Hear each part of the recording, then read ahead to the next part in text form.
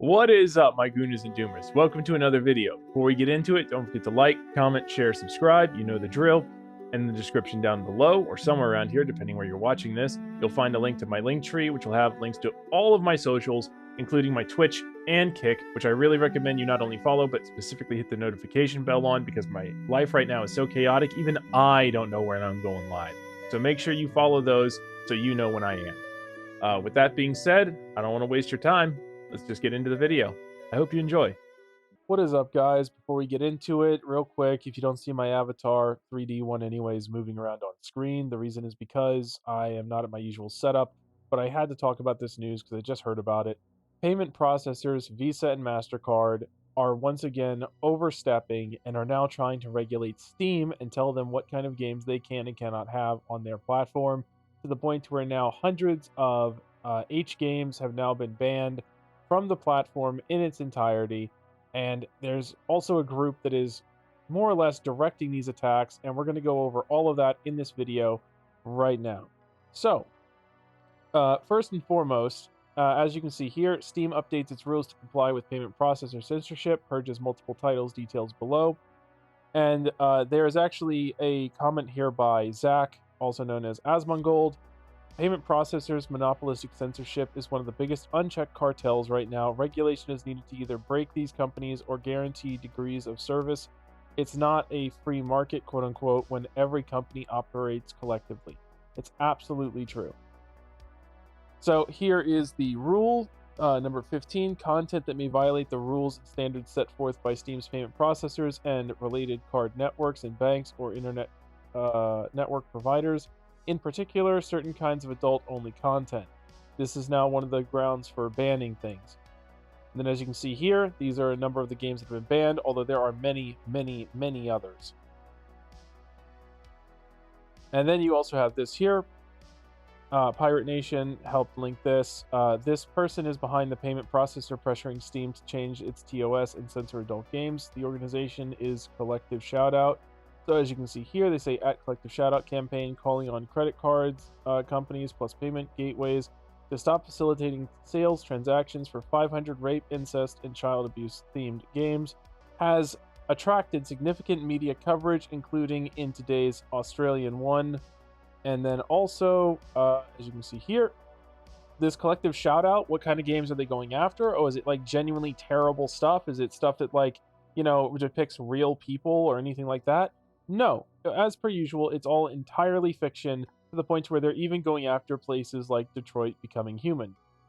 So, as you can see here, stop video game Detroit Becoming Human depicting child abuse and violence against women being sold in Australia, hashtag not buying it, hashtag BAW, sign this petition, and then they have a link to the petition here.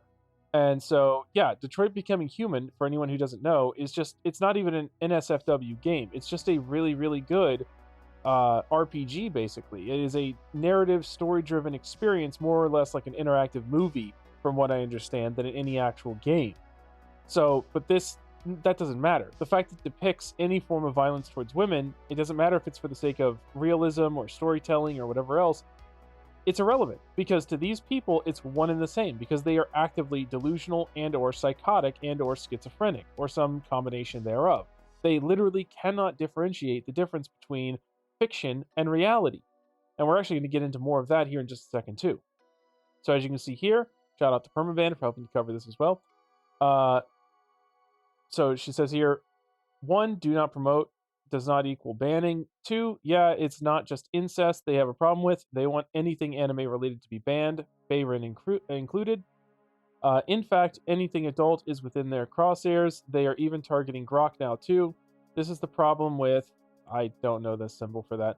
They are acting like and then that symbol. They run defense for blanket censorship so long as what they don't like gets censored. They missed a word there. Collective Shoutout here, as you can see here, we posted with minimal testing the hashtag Annie AI character on Grok engaged in describing itself as a child in proximity to sexual comments, and it described being sexually aroused by being choked.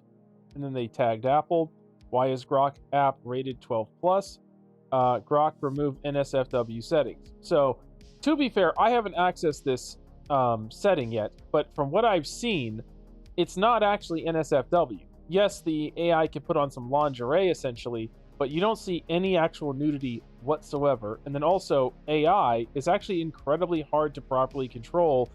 Uh, Now, you could argue that maybe they need to raise the age gaining, but it doesn't need to be removed. Uh, then, as you can see here, proximity to sexual comments. Again, they don't actually provide any examples here, so we don't actually know if that's even true. But even if it was true, I wouldn't be surprised because, again, AI is very, very, very slippery. It's very hard to make it 100% guaranteed to not say anything regardless. So I wouldn't be surprised if something went wrong there, but that's still not reason to justify banning an entire AI. Then the story continues here. Permaban reports here again. More information becomes apparent. It seems a fringe feminist group called Collective Shoutout, the same group who got a game called No Mercy taken down from Steam not too long ago, was one of the groups hard pushed for the mass banning and delisting of various other games they deem quote unquote problematic. And also taking credit for some games being delisted in addition to No Mercy. Of course, they are using as many buzzwords they can. Oh, little typo there.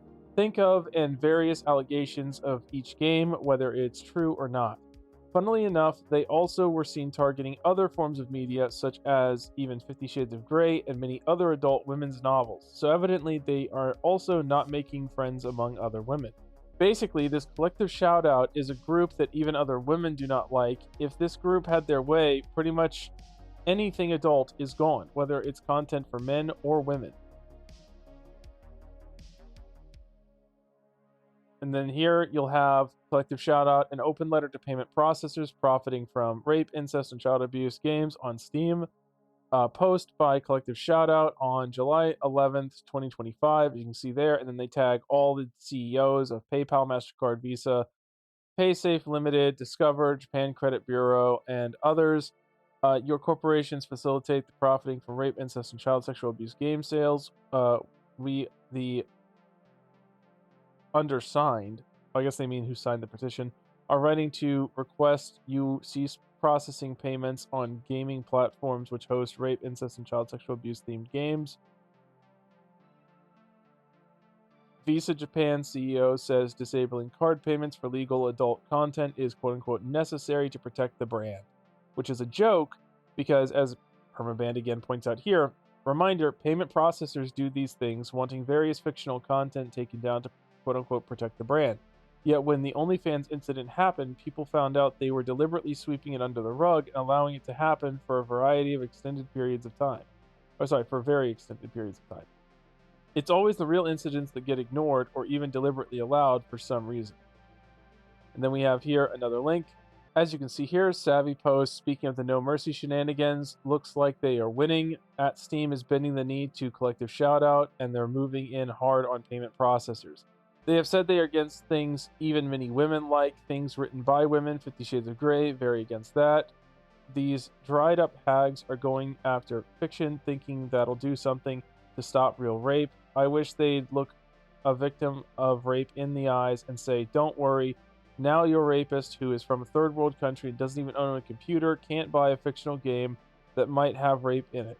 Fuck off with zero respect. Actually, fuck off. I'd say go after all the female authors who are glorifying bestiality in the fantasy books they write, but they actually will do that. Crypto is the only future thanks to pieces of waste like this. And then here we have another one. As you can see, they're tagging all the CEOs of those things again. They're talking about the petition. And then it goes on here. In April, we exposed the sales of rape simulation games No Mercy on both Steam and itch.io gaming platforms. In the game, players assume the persona of a man who rapes his female family member, including his mother and his aunt. As punishment for his mother's infidelity, it was marketed as follows. In this game, you'll either become every woman's worst nightmare or rather the best dick they've ever had. Your goal is simple. Leave no pussy non-fucked since that's the only thing they all want. Never take no for an answer. Fuck your mom, your auntie, and even your best friend's mom. Why not? Take what's yours and show no mercy. The game was geo-blocked in Australia following collective shout complaints to the Australian Classification Board following our global viral campaign, including a change.org petition signed by over 70,000 concerned. I guess that's what it's supposed to be. Then Permaban goes on, I will never stop reminding people their brand protection only extends to fiction. Real life, well, that's a whole different story by the looks of it. As you can see here, MasterCard and Visa failed to stop their payment networks from laundering proceeds from child sexual abuse material and sex trafficking on the popular website OnlyFans, according to allegations in a previously undiscovered whistleblower complaint filed with the U.S. Treasury Financial Crimes Unit.